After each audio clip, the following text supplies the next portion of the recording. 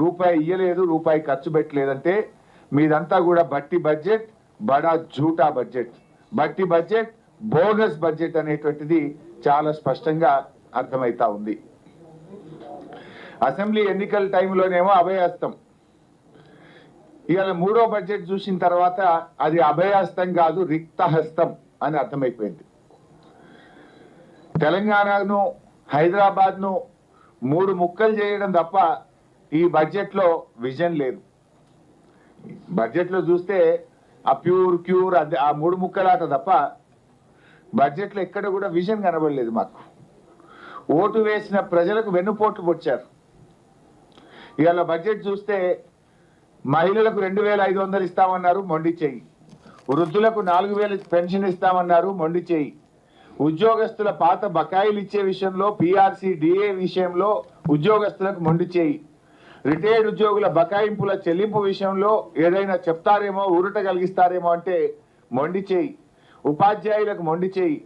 RTC date ఏమైనా పెట్టి వాళ్ళని ప్రభుత్వ ఉద్యోగులు గుర్తిస్తారేమో అంటే ఆర్టీసీ కార్మికులకు మొండి చేయి. సింగరేణి కార్మికులకు మొండి చేయి. చేనేత కార్మికులకు మొండి చేయి. గౌడన్నలకు మొండి చేయి. యాదవ సోదరులకు 2వ దశ గొర్రెలు ఇస్తారేమో అంటే మొండి చేయి. మా ముదిరాజులను బీసీఏలో చేరుస్తారేమో, వాళ్ళకి ఏమైనా సంక్షేమ పథకాలు పెడతారేమో అంటే మొండి చేయి. మొత్తంగా బీసీ సమాజానికి మొండి చేయి. బీసీ సప్లైన్ పెట్టాం, ఏటా 20,000 కోట్లు పెట్టమన్నారు.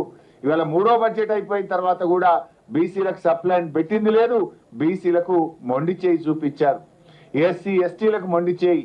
అగ్రవర్ణ పేదలకు, బ్రాహ్మణులకు, వైశ్యులకు మొండి చేయి. మైనార్టీలకు మొండి చేయి.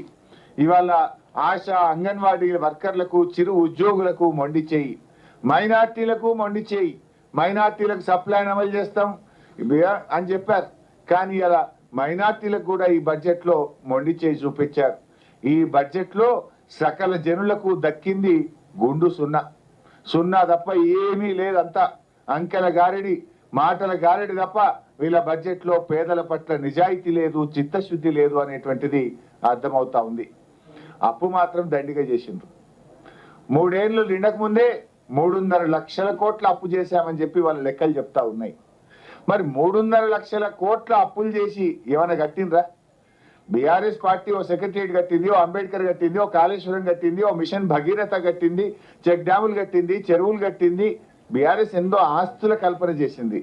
మరి మీరు 3.5 లక్షల కోట్ల అప్పు తెచ్చి చేసింది ఏముంది?